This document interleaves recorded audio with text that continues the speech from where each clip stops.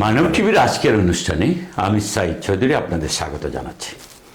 আজ আমাদের অতিথি বিশিষ্ট Islamic scholar, London Muslim centre ও ইস্ট লন্ডন মসজিদের ইমাম ও খতিব শায়েখ হাফিজ মৌলানা আবুল হোসেন খান। আবুল ভাই, এইখানে এই ইউরোপে মুসলমানদের যে জাগরণ, এই জাগরণে ইসলাম মসজিদের একটা বিরাট ভূমিকা আছে। আপনাদের কার্যক্রমটা কিভাবে শুরু হলো? আসসালামু আলাইকুম রহমতুল্লাহি ওয়া বারাকাতুহু। বিসমিল্লাহ, আলহামদুলিল্লাহ, ওয়াসসালাতু ওয়াসসালামু আলা রাসূলিল্লাহ সাল্লাল্লাহু আলাইহি ওয়া আলা আলিহি ওয়া সাহবিহি আজমাইন। আপনি শুনলে আশা করি খুশি হবেন এবং আপনার আশা করি এটা জানাও আছে, সেটা হচ্ছে যে মেইন স্ট্রিম সোসাইটি তারা ইসলামের কোনো কথা বলতে হইলে ইসলামের মসজিদকে তারা আগে হাইলাইট করে। ইভেন বিবিসি এটাকে প্রায়োরিটি দেয়। বিবিসি ডকুমেন্টারি করেছে আপনাদের বক্তব্য দিয়ে ইসলাম সম্পর্কে। তো এই জন্য আমরা এটা লক্ষ্য করেছি যে বিবিসি সহ মেইন স্ট্রিম মিডিয়া যখন এটাকে কভারেজ দেয় যে ইসলামের কোনো কিছু হইলে, ইভেন প্যালেস্টাইনের যে সমস্যা হচ্ছে এই সমস্যাটাকেও হাইলাইট করতে গিয়ে আগে দেখায় ইসলামের মসজিদ সবার আগে। আপনারা কি বলছেন? আপনাদের বয়সটা আমাদের বয়স কি মনে করে যে এটা কনজারভেটিভ ওয়েতে খুব চিন্তাশীল কথাবার্তা, মানুষকে কোনোভাবেই উগ্র করবে না, বরং মোটিভেটেড হবে, মানুষ করণীয় নির্ধারণ করতে পারবে, এটা তারা চায়। এবং আমরা আলহামদুলিল্লাহ সেই অ্যাঙ্গেল থেকে খুতবাগুলো আমরা এভাবে করে আগে প্রিপেয়ার করি, যেন কোনো অবস্থায় কোনো ধরনের কোনো উগ্রতা, কোনো ধরনের কোনো অসামঞ্জস্যতা এবং এই সমাজকে ডিস্টার্ব করে এই জাতীয় কোনো কথা, কোনো সহিংসতার সৃষ্টি হোক এমনটা যাতে না হয়। এই যে আপনাদের এত বড় বিরাট আয়োজন, ফাইন্যান্সিয়ালি আপনারা এই প্রতিষ্ঠানে তো অনেক টাকা খরচ, অনেক স্টাফ, অনেক ধরনের সার্ভিস, কমিউনিটি সার্ভিস, এটা কিভাবে সাপোর্ট পান, কিভাবে এটা সমাধান হয়? এটা আল্লাহ তাআলার একটা খাস রহমত ছাড়া এটা আসলে সম্ভব নয়। আমরা এক এক সময় এটা চিন্তা করি যে এলএমসি যখন আমরা খাড়া করলাম তখন মাত্র 400,000 পাউন্ড আমাদের অ্যাকাউন্টে ছিল, অথচ 19 মিলিয়নের প্রজেক্ট। তো আলহামদুলিল্লাহ 19 মিলিয়ন থেকে আমরা বার্গেনিং করতে করতে এবং বেশ কিছু কোম্পানির সাথে অ্যাপয়েন্ট করে আলোচনা করতে করতে শেষ পর্যন্ত আলহামদুলিল্লাহ 11 মিলিয়নে কাজ করে দিবে একজন আরব বিল্ডারের সাথে কথাবার্তা হলো, উনি রাজি হলো। এখন 11 যদি হয় তাহলে মাত্র 400 আছে, 1 মিলিয়ন, হাফ মিলিয়ন, এখন এটা কেমনে হবে? তো এটা আল্লাহ রাব্বুল আলামিনের একটা খাস রহমত এবং কুদরতি ইন্তজামে এটা হয়ে গেছে বলতে হবে। এক নম্বর হচ্ছে আল্লাহর উপর ভরসা, আমাদের স্টাফদের, এরপরে হচ্ছে আমাদের কমিউনিটি। 2 নম্বর হচ্ছে এটা শুকরিয়া আদায় করতেই হয় যে কমিউনিটির মাঝে এত কিছু মুরব্বী ছিলেন এবং বেশ কিছু ইয়াংরাও ছিলেন যারা তাদের নিজস্ব রুজি করা পয়সা নিয়ে তারা আসতেন এবং তা দান করতেন। কেউ কেউ এমনও ছিলেন যে 1000, 1500, 5000, 10,000 করে করে দান করেছেন। সুবহানাল্লাহ। এরপরে আমরা আরেকটা ব্যবস্থা করেছিলাম করদে হাসানার। সেই করদে হাসানা কেউ কেউ মাশাআল্লাহ 50,000 করেও রেখেছেন, কেউ কেউ 1 লাখ করেও রেখেছেন। আলহামদুলিল্লাহ, লোকেদের পয়সা ছিল, আলহামদুলিল্লাহ। এরপরে আপনি জানেন অবশ্য যে ফাইন্যান্সিয়ালি যখন সরকার বেশ কিছু ফাইন্যান্সিয়াল অর্ডিন্যান্স জারি করলো যে ক্যাশ ডিলিং করা যাবে না ইত্যাদি ইত্যাদি অনেক কিছু নিয়ম কানুন, এগুলোকে সম্মান করতে গিয়ে আবার আমাদের বেশ কিছু খেতে হয়েছে। এবং করদে হাসানা বোধহয় আমরা সবচেয়ে বেশি রেজ করেছিলাম, আমরা বোধহয় 5 মিলিয়নের মতো শুধু করদে হাসানা। আলহামদুলিল্লাহ। অনেকে ধারণা করেন যে বিদেশি কিছু দান দক্ষিণা হয়তো এসেছে, এগুলো আমরা কম বলি না। হ্যাঁ, আগে আসছে। যেমন ইস্টার্ন মসজিদ যখন হয়েছিল ওই সময়, এটা ছিল 1982, আমি আসার আগে। ওই সময় শেখ সুবাইল রাহিমাহুল্লাহ উনি ইন্তেকাল করে ফেলেছেন, কাবা শরীফের ইমাম ছিলেন, তিনি চিফ গেস্ট হিসেবে এসেছিলেন এবং তিনি 1 মিলিয়ন পাউন্ড ওই সময়কার দিয়েছিলেন। কিন্তু এরপরে তার হাত টাইট হয়ে গেল, যেমন যে কোনো কারণে, পলিটিক্যাল কারণেও কিছুটা হয়েছে, সব কিছু মিলে যায়। আর সেইভাবে করে বাইরে কোনো জায়গা থেকে ফান্ড আসে নাই বললেই চলে। বেশ কিছু এমবাসিতে আমরা অ্যাপ্লাই করার পরে মাত্র সম্ভবত 100 বা 200,000 পর্যন্ত আমরা পেয়েছি। এই আছে। আরেকটা লাভ হয়েছে যে স্থানীয় গভর্নমেন্ট আমাদেরকে বেশ কিছু হেল্প করেছে। আমরা এলএমসির মধ্যে একটা বিজনেস উইং করেছি, সেই উইংয়ে আলহামদুলিল্লাহ ওনারা হেল্প করে, সাপোর্ট করেছেন। এরপরে বাকি সবটাই বলতে গেলে আমাদের কমিউনিটির কাছ থেকে এসেছে আলহামদুলিল্লাহ। বিশাল কমিউনিটি বিশালভাবে দান করেছেন এবং এটার শুকরিয়া আমরা আদায় করি। এবং যেসব ভাই বোনরা দান করে করে এই দুনিয়া থেকে তারা চলে গেছেন, আজকে আপনার কাছে এই চান্স পেয়ে আমি দোয়া করতে চাই ইমাম হিসাবে, আল্লাহ সুবহানাহু ওয়া তাআলা আমাদের ওইসব ভাই বোন মুরব্বীদের দানগুলো কবুল করেছেন। আমার বিশ্বাস এই জন্য এই প্রতিষ্ঠানটা এত দ্রুত এত সাকসেসফুল হয়। এক্স্যাক্টলি এত দ্রুত এত বড় প্রতিষ্ঠান হয়েছে আলহামদুলিল্লাহ, সারা ওয়ার্ল্ডের মধ্যে এখন এটা ফেমাস হয়ে গেছে। আর এখানে আপনি দীর্ঘদিন ধরে ইমাম খতিব, কবে এসেছিলেন? আল্লাহ পাকের শুকরগুজার হচ্ছি প্রথমত যে তিনি মেহেরবানি করে আমাকে ইংল্যান্ড নিয়ে এসেছেন। একটা ইন্টারেস্টিং ঘটনা আছে, আমাকে যখন ইসলামপুর মসজিদ থেকে ভাইয়েরা ইনভাইট করলেন, আসার জন্য দাওয়াত করলেন, তখন আমি আমার আব্বার কাছ থেকে পারমিশন চেয়েছিলাম। তো আমার আব্বাজান একদিন ফজরের পরে, ফজরের নামাজ পড়ে বাপ বেটা মসজিদ থেকে আসছি, আসার পর ওনার কাছে আমি এটা বললাম। অনেকক্ষণ তিনি দাঁড়িয়ে একটু চিন্তা করে তারপরে আমাকে বললেন যে তোমার ভাইরা ইংল্যান্ড থেকে তোমাকে দাওয়াত করেছেন ওখানে জব নিয়ে যাওয়ার জন্যে, আমি কেবলমাত্র একটা শর্তে তোমাকে ইজাজত দিতে পারি।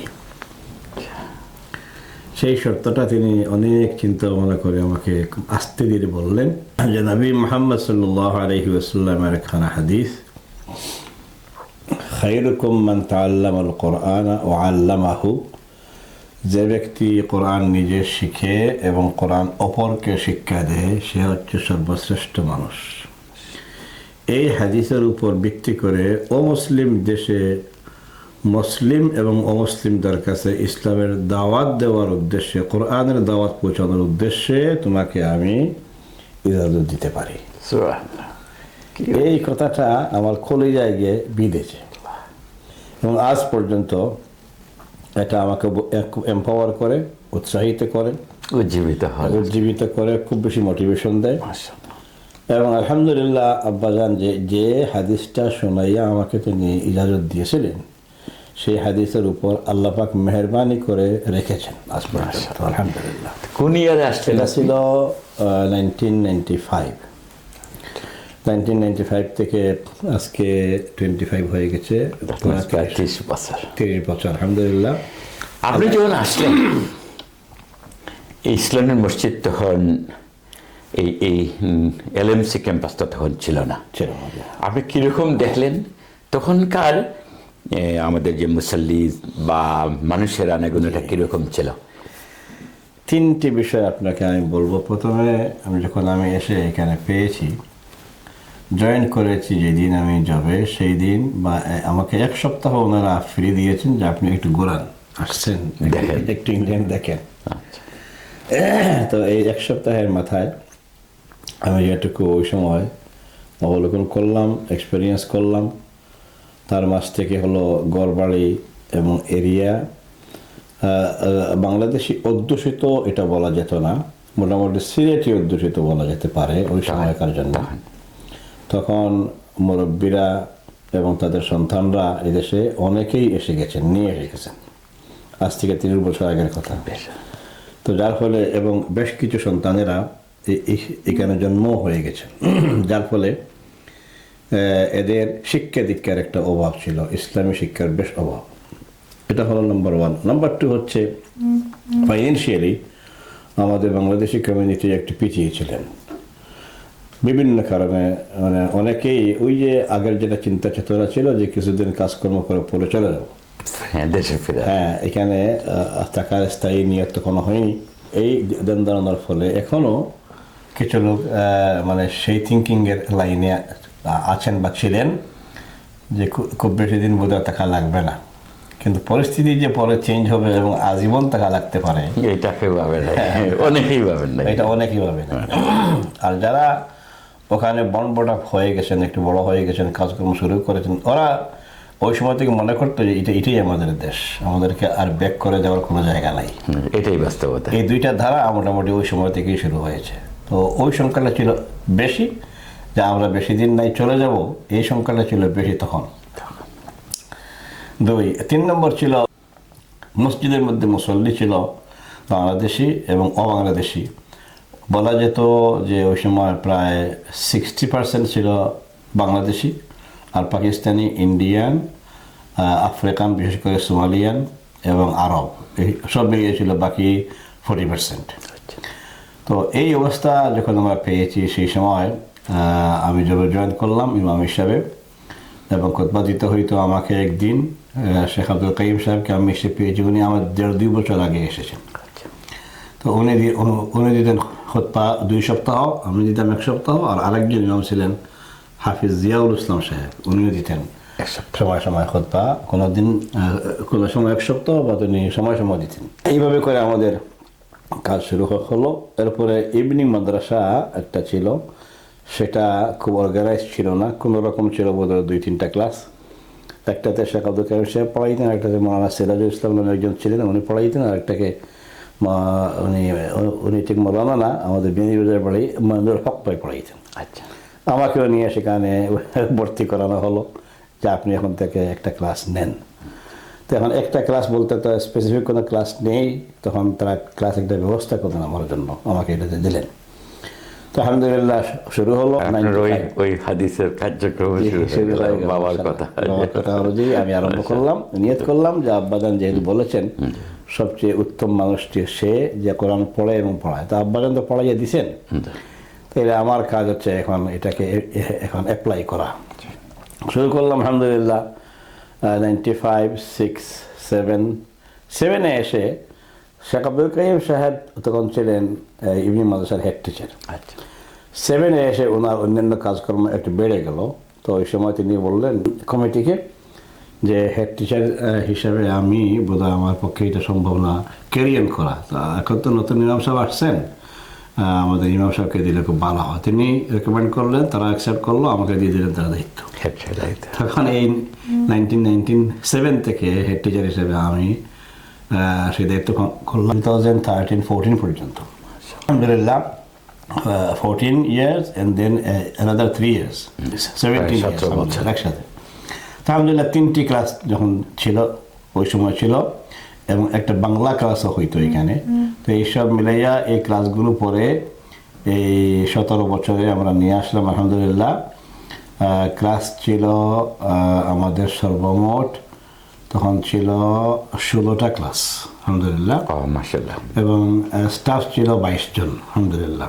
মানে পর্যায়ক্রমে স্টাফ ছিল, এবং কিছু ছিল কাভারিং স্টাফ, অ্যাডমিন সহ আমাদের স্টাফ ছিল ইভিনিং মাদ্রাসার প্রায় 22 জন আলহামদুলিল্লাহ। তো আমরা সাপ্তাহিক ট্রেনিং করতাম, প্রতি সপ্তাহে আমাদের একটা ট্রেনিং ছিল।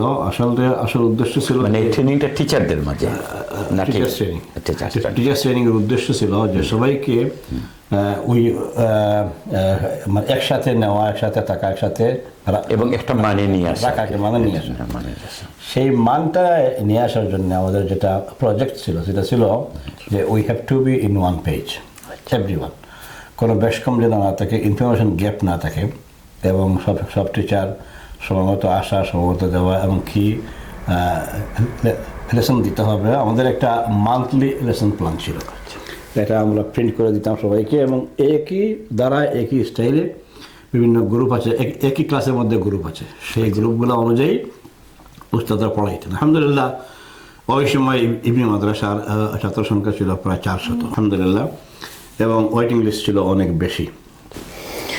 এই যে আপনারা টিচারদের মাঝে একই ধাঁচে পড়ানো, ছাত্রদের যোগ্যতার আলোকে আপনারা তাদের তৈরি করা, এবং দ্রুত ছাত্র বেড়ে যাওয়া, মানে জনগণের মাঝে রেসপন্স পেয়েছেন, কিন্তু সুনির্দিষ্টভাবে কি পড়াতেন এটা হয়তো অন্য এলাকায় যারা করতে চাইবে বা বিভিন্ন জায়গায় যারা, তারা জানলে হয়তো উপকৃত হবে। আপনারা কি পড়াতেন, কিভাবে পড়াতেন? জাযাকুমুল্লাহ খাইরান। দেখেন এদেশের ইভিনিং মাদ্রাসাগুলা প্রায় জায়গায় আছে আলহামদুলিল্লাহ, প্রায় মসজিদ ভিত্তিক ইভিনিং মাদ্রাসা আছে সবগুলো জায়গায়। আমরা যেটা পেয়েছি সেটা হচ্ছে যে কোনো রকম একটা বাচ্চাকে কিছু নামাজের দোয়া যেগুলো আছে এইগুলা, আর কলিমা যেগুলো আছে এইগুলো শিক্ষা দেওয়া, এবং নাজারা কোরআন যেন তারা তারা কোরআন দেখে মোটামুটি পাঠ করতে এটাই এদের টার্গেট থাকে যে টার্গেট। আর ওটার পরই যেন সে কোনো সহি হইল কি হইল না, ইট ডাজন্ট ম্যাটার, যেটা করেন সেটা হলো যে খতম দিছে কিনা। Yes. প্যারেন্টসদের কাছ থেকেও ছিল একটা দাবি যে আমার সন্তানকে কোনো খতম দিছে, এই খতম সে শেষ করলো কি করলো না, এটা ছিল একটা কনসার্ন প্যারেন্টসদের। আর এদিকে উস্তাদদের কাছ থেকে অনেক জায়গায় কনসার্ন যে সে কি কোরআন পড়তে পারে এবং কি খতম দেওয়া সম্ভব হয়েছে। এই দুইটা জিনিসকে তারা খুব বেশি হাইলাইট করে থাকেন। আমাদের উদ্দেশ্য ছিল যে না, আমরা ইসলাম শিক্ষা দেব, আমরা কোরআন শিক্ষা দেব। তো ইসলাম শিক্ষা দিতে গেলে ইসলামিক স্টাডিজ লাগে। ইসলামিক স্টাডিজটা আসবে কোরআনের অনুবাদ সহ, নামাজের দোয়া দুরূদ সহ, হাদিস সহ, মানে অনেক কিছুকে ইনক্লুড করা হয়। তো আমরা একটা সিলেবাস করলাম, এখানে কোরআন করলাম একটা সাবজেক্ট, হাদিস করলাম একটা সাবজেক্ট, হিস্ট্রি করলাম একটা সাবজেক্ট, তারপরে ফিক করলাম আর একটা সাবজেক্ট, এরপরে ইসলামী ইতিহাস করলাম আর একটা সাবজেক্ট। এইভাবে মানে বেশ কিছু বিষয়কে আমরা নিয়ে আসলাম সামনে। এরপরে ইসলামিক কালচার করলাম আর একটা সাবজেক্ট। এইভাবে করে এক একটা করে নিয়ে আসলাম। এবং আমাদের সিস্টেম ছিল যে আমরা এই 5-7টা সাবজেক্ট সবাই, সকল উস্তাদ যেন সমান তালে আমরা আমাদের ক্লাসে পড়াইতে পারি।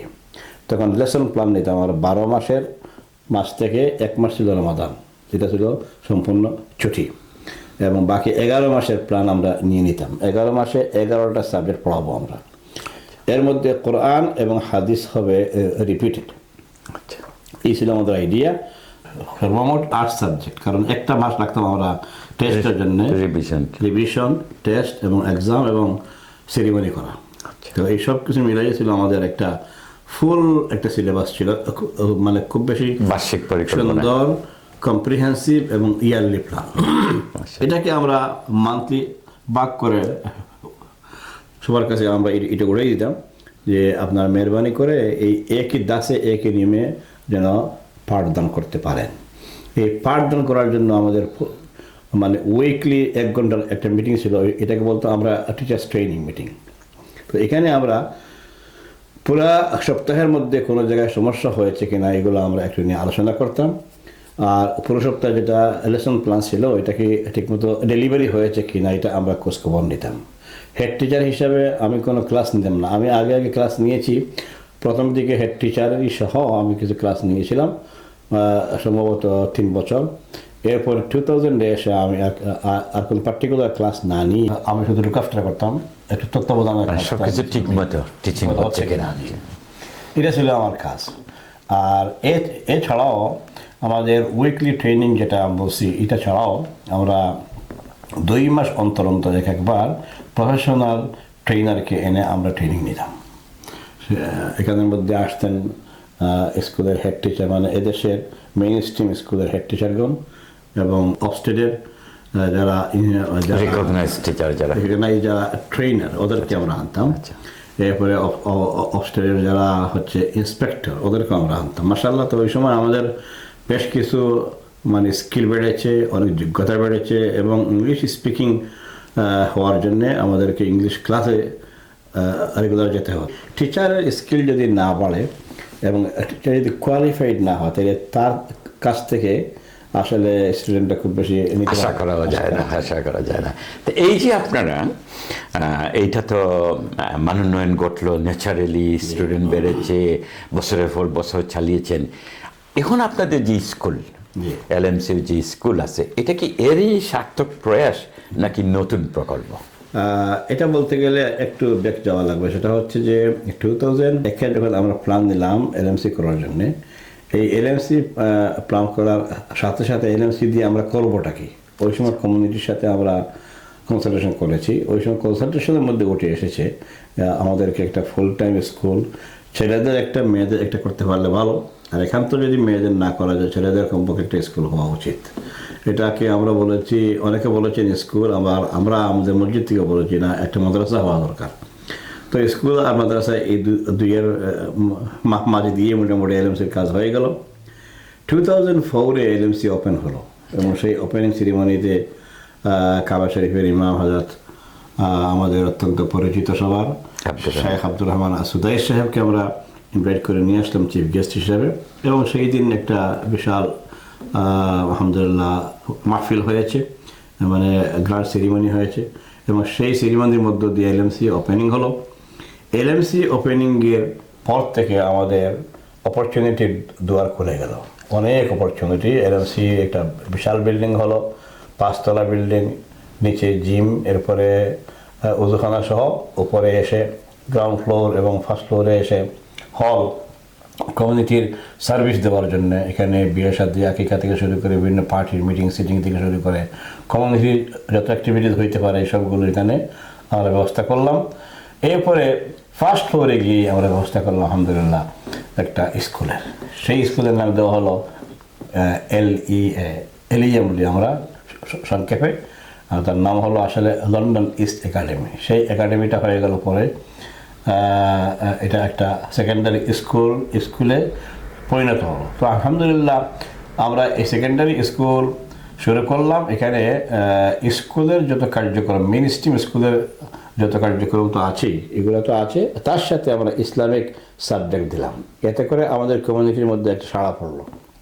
আলহামদুলিল্লাহ কমিউনিটি অনেক এগিয়ে আসলো। এমনি মাদ্রাসা যে পর্যায়ের ছিল 17টা ক্লাস ওই সময় ছিল আলহামদুলিল্লাহ।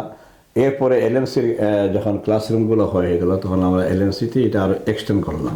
এখন আপনাদের যে স্কুল, জি, যেটা কমিউনিটি থেকে আপনি বলছেন যে খুব ভালো সাড়া পেয়েছেন এবং ভালো রেজাল্টও করছে, এই স্কুলটা প্রতিষ্ঠার পরে আপনারা কীরকম রেসপন্স প্রত্যক্ষ করলেন এবং মূলধারায় ভালো রেজাল্ট করার সম্ভাবনা কখন থেকে দেখা গেল?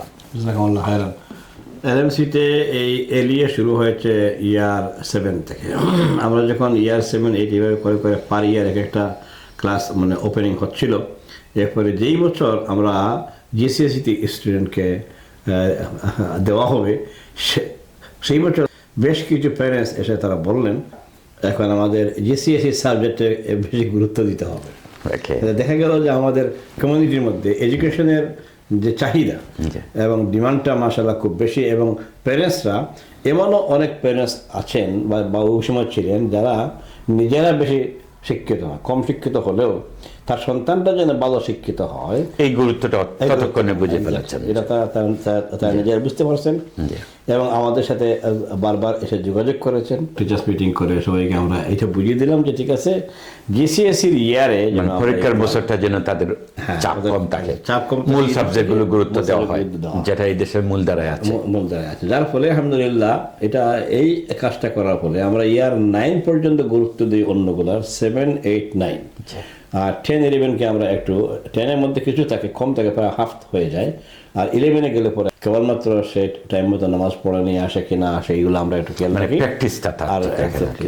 আর হলো যে ওরা যেন মানে জিসিএসিতে খুব ভালো রেজাল্ট করতে পারে। আলহামদুলিল্লাহ আপনি শুনলে খুশি হবেন যে প্রথম 2-3 বছর জিসিএসির পর একটা সাড়া পড়েছে, এবং আমাদের এখানে শুধু বাংলাদেশি না, আরব, সোমালিয়ান সহ অন্যান্য কমিউনিটির অনেক বাচ্চা কিন্তু এখানে আছে। আমরা বলতে পারি প্রায় মানে 60 to 70% হচ্ছে বাংলাদেশি, আর বাকিরা হচ্ছে নন বাংলাদেশি। আলহামদুলিল্লাহ স্কুলের বিষয়ে মোটামুটি আমরা অবহিত হলাম, ভালো রেজাল্টের কথা সবাই জানেন এবং আপনারা যে খুবই পরিকল্পিতভাবে কাজ করছেন এটা মূল দ্বারা এখন স্বীকৃত। এখানে আর কি জানবার কিংবা সাধারণ মানুষ আপনাদের কাছ থেকে সার্ভিস নেওয়ার আছে, বিশেষত এডুকেশন রিলেটেড? এডুকেশন রিলেটেড বেশ কয়েকটা সার্ভিস আলহামদুলিল্লাহ আল্লাহ দান করেছেন।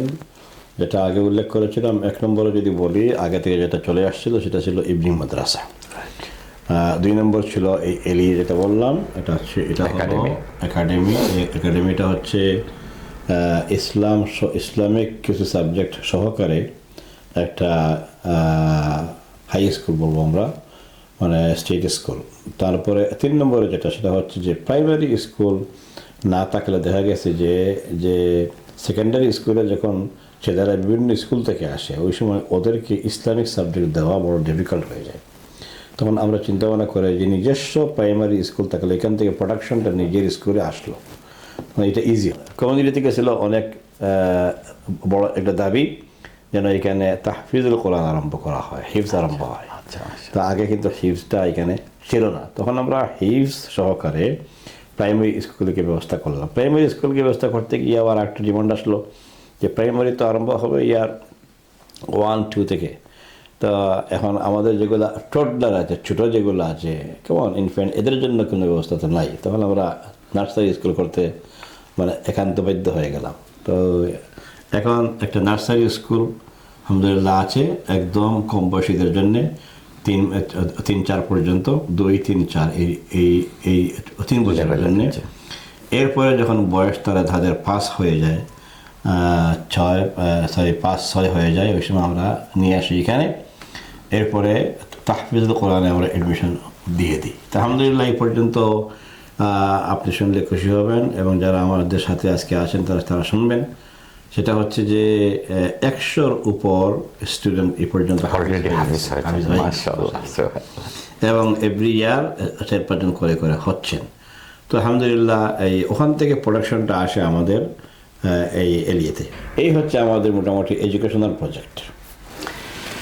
ইসলাম মসজিদে কমিউনিটির মানুষ ছাড়াও অন্যান্য ধর্মাবলম্বী মানুষ, বিভিন্ন ধর্মের মানুষ আসেন ইসলাম সম্পর্কে জানবার জন্যে, সাংবাদিকরা আসেন ইসলাম সম্পর্কে জানবার জন্যে, অনেকে এমনও আসেন যে আসলে বিতর্কের জবাব পাওয়ার জন্যে কিংবা বিতর্কিত করবার জন্যও আসেন। হ্যাঁ, তো এদের আপনারা কিভাবে বুঝান, কিভাবে মোকাবেলা করেন, বা এদের মাঝে ইসলামের সঠিক দিক নির্দেশনা, সঠিক চিন্তা, রাষ্ট্রচিন্তা, সমাজচিন্তা, কমিউনিটি কোহেশন, এইসব কিভাবে আপনারা প্রচার করেন? জাযাকুমুল্লাহ খায়রান। এটা একটা বিগ কোয়েশ্চেন হয়ে গেল। আমি একটা পার্ট করে বলি। 1 নম্বর হচ্ছে ইসলাম মসজিদে ইন্টারন্যাশনাল বেশ কিছু গেস্ট আসেন। আলহামদুলিল্লাহ কোনো গেস্টকে আমরা ইনভাইট করেও আনি, আর কোনো গেস্ট নিজেদের থেকেও নিজেরা আসেন। এর মাঝ থেকে ইসলামিক গেস্ট হিসাবে আমরা তো আগে বলছি শেখ আব্দুর রহমান আসুদাইস, আগে প্রায় তিনি আসতেন, প্রায় রিয়ারই আসতেন, কিন্তু পরে সরকারের সাথে একটু সমস্যা হয়ে যাওয়ার ফলে এখন আর উনি না আসলে অন্যরা আসেন। সৌদি থেকে গেস্ট আসেন, এরপরে ইজিপ্ট থেকে গেস্ট আসেন, কুয়েত, কাতার থেকে এভরি রমাদানে মাশাআল্লাহ আসেন। এবং এভরি রমাদানে আপনি শুনলে খুশি হবেন প্রায় 10-12 হাজার মানুষ নামাজ পড়েন তারাবির নামাজ প্রতিদিন। সেখানে আমরা বাইরের দেশ থেকে কিছু গেস্ট আনে, হাফিজ গেস্ট। ওনারা হাফিজ আলেম, মানে বেশ উন্নত মানের কারি, ওনারা আসেন। আসলে পরে একটা নিউ ইনগ্রিডিয়েন্ট হয়, এতে করে আমাদের কমিউনিটির ইয়ুথরা বিশেষ করে বেশ অ্যাট্রাকটিভ হন, এবং ওনারা আসেন এবং নামাজের মধ্যে ইয়ুথদের যে অংশগ্রহণটা আপনি দেখবেন, সেটা হলো খুব মানে অভাবনীয় আলহামদুলিল্লাহ। এবং প্রতি রাত আমরা একটু খেয়াল করে এটা দেখেছি যে লম্বা করে সুন্দর করে কোরআন না পড়লে তারা আপত্তি করে, তারা বলে যে এই তাড়াহুড়ার নামাজ পড়বো না আমরা। এবং মুরব্বীরা আমাদের এখান থেকে মাশাআল্লাহ তারাও এনজয় করে শিখেছেন, কারণ আগের জমানায় পড়েছেন তারা খুব কুইক। এখন তারা আমাদের সাথে, আমাদের ইয়ুথদের সাথে, কারণ ছেলে আর বাবা যখন আসে তখন ছেলে বলে যে খুব সুন্দর তেলাওয়াত, আরো আস্তে আস্তে পড়লে আরো ভালো লাগবে, তখন এভাবে করে আলহামদুলিল্লাহ ইসলামিক গেস্টদের এভাবে করে আসার একটা আছে। এছাড়া হচ্ছে ইসলামিক ডিগনিটরিজ যারা আসেন, যেমন গত রমাদানে আমরা একটা ইফতার মাহফিল করেছিলাম, ইনভাইট করেছিলাম 63টা ইসলামিক এমবেসিকে, আলহামদুলিল্লাহ এই দেশে যারা আছেন তার মাঝ থেকে এসেছেন 4 জন অ্যাম্বাসেডার সহ, আর 16 জন আরও অ্যাসিস্ট্যান্ট অ্যাম্বাসেডার সহ, আলহামদুলিল্লাহ অনেকেই এসেছেন। তো এই 4 জনের মধ্যে টার্কির অ্যাম্বাসেডার, সৌদির অ্যাম্বাসেডার, এরপরে পাকিস্তানের অ্যাম্বাসেডার, এরপরে আসছিলেন আরেক দেশের নামটা এই মুহূর্তে হয়ে গেল এনি। তো অনেকেই এসেছেন আলহামদুলিল্লাহ, কুয়েত, কাতার থেকে শুরু করে অ্যাসিস্ট্যান্টগুলো এসেছেন। ওই দিন ইসলাম মসজিদের আশেপাশে মোটামুটি একটা সুন্দর রব সাজ ভাব ছিল, অনেকগুলো গাড়ি এসেছে। আমাদের পক্ষে একটা রোড ব্লক মানে করতে হয়েছে, কোনো উপায় ছিল না। লোকাল কাউন্সিলে আমাদেরকে বেশ কিছু হেল্প করেছেন, এবং কাউন্সিলরের মাঝ থেকে স্পেশালি আমাদের মেয়র সাহেব খুব কোঅপারেটিভ ছিলেন, এবং তিনি জায়গা করে দিয়েছেন আলহামদুলিল্লাহ। এবং আপনি শুনলে আরও খুশি হবেন, আজকে আমরা জুমা পড়লাম আলহামদুলিল্লাহ, মালয়েশিয়ার প্রেসিডেন্ট আনোয়ার ইব্রাহিম সাহেব আজকে আসছিলেন। এইভাবে করে করে ডিগনিটারিজরা সময় সময় আসেন, অথবা আমরা ইনভাইট করেও আনি আলহামদুলিল্লাহ। তো এছাড়া ইসলামিক স্কলার বললাম, এরপরে ডিগনিটারিজ বললাম, তাছাড়া এদেশের সাথে আমাদের মেইন স্ট্রিমের সাথে যেটা সম্পর্ক, এই সম্পর্কের ফলে প্রায় সময় বড় বড় ডিগনিটারিজরা তারা নিজেরাও আসেন, ইনভাইট করলে কোনো প্রোগ্রাম উপলক্ষে তারা আসেন, যেমন স্থানীয় এমপি, এরপরে স্থানীয় মিনিস্টার, তারপরে হচ্ছে এডুকেশন মিনিস্টার, তারপরে অন্যরা সময় সময় এখানে এসেছেন আলহামদুলিল্লাহ। ইনভাইট করলেও তারা আসেন, আমাদেরকে মানে ইসলাম মসজিদ এবং এলএমসিকে ইগনোর করেন না। এই আপনাদের উদ্বোধন অনুষ্ঠান তো এখনকার রাজা, তখন প্রিন্স চার্লস, যে তিনিও এসেছিলেন, এমনকি তার বোনও এসেছিলেন এক সময়, ছেলেও এসেছিলেন আরেক সময়, যে আমি তো নিউজ করেছি বা প্রেজেন্ট ছিলাম। তা এই তো আলহামদুলিল্লাহ এই দিকটা শুনলাম। আমরা অন্যদিন হয়তো আরো বিস্তারিত আলোচনা করবো ইসলামের মসজিদে রয়ে গেছে যে যারা ইসলামকে এই জায়গাটাতে আসতে চাইছিলাম। বলবো যে আলহামদুলিল্লাহ ইসলাম মসজিদটা অনলাইনে খুব বেশি প্রচারিত হয়। ইসলাম মসজিদের খুতবার যেটা মেন বক্তব্য এটা যায়, এরপরে এই বাংলা তাফসির যায়, অন্যান্য আলোচনা যায়, আমার এবং শেখ আব্দুল কবির সাহেবের অনেকগুলো টপিক সেখানে যায়, যার ফলে ওয়ার্ল্ড ওয়াইড একটা নন পজিশন আছে আলহামদুলিল্লাহ। আল্লাহ সুবহানাহু ওয়া তাআলা এটা ব্যবস্থা করে দিয়েছেন আলহামদুলিল্লাহ। এখানে প্রায় শতাধিক হাফিজ অলরেডি হয়ে গেছেন, আর অন্যান্যগুলো তো আপনি বলেছেন। আপনি একজন হাফিজ কেন্দ্রিক পরিবারের সদস্য, এবং বলা হয় সিলেটে সবচেয়ে বেশি হাফিজ আপনাদের গোষ্ঠীতে। আপনার আব্বা এবং এই পারিবারিক কথাটা যদি একটু বলেন। আমাদের পরিবারের একটা নিয়ম হচ্ছে যে মক্তবের যেটা কলিমা বা কোরআন পড়ার যে সিস্টেম আছে, ওইটা শেষ করার পরই প্রাইমারি স্কুলে স্থানীয় এডুকেশন যেটা আছে এটা নিতে হবে।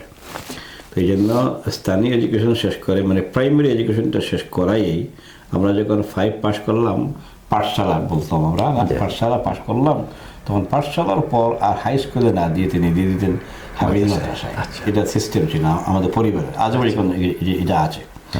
তো যার ফলে আমরা কম বয়সে হিফজ করা শেষ করা আমাদের পক্ষে সম্ভব হইতো, যেহেতু নিজে তিনি হাফিজ এবং তিনি এই হাফিজ মাদ্রাসার প্রধান ছিলেন আলহামদুলিল্লাহ। প্রায় 40 বছর পর্যন্ত তিনি ছিলেন মুহতামিম আলহামদুলিল্লাহ। এর আগে তিনি উস্তাদ। আলহামদুলিল্লাহ তিনি এটা পরিচালনা করেছেন খুব মানে সফলভাবে, যার ফলে আমাদের ফ্যামিলিতে মানে আমরা ভাই বোন ছাড়াও আমাদের সন্তানাদি সহ আজকালকে বোধহয় 1-2 নাতি সহ আমাদের 1-2 নাতি সহ আমরা প্রায় 40-41-42 জন পর্যন্ত এটা আল্লাহ খাস একটা দান এবং নিয়ামত বলবো। এবং এটার পেছনে মেইন কলকাঠি সব কিছু ছিল আমার আব্বা জানেন। আল্লাহ তাকে মাফ করে দিন, রাহিমাহুল্লাহ ওয়া গফারাল্লাহু, এবং তার সবগুলো খবর করুন। জান্নাতুল ফিরদাউস দান করুন। আপনাকে অনেক ধন্যবাদ। আপনাকে বহুত শুকরিয়া।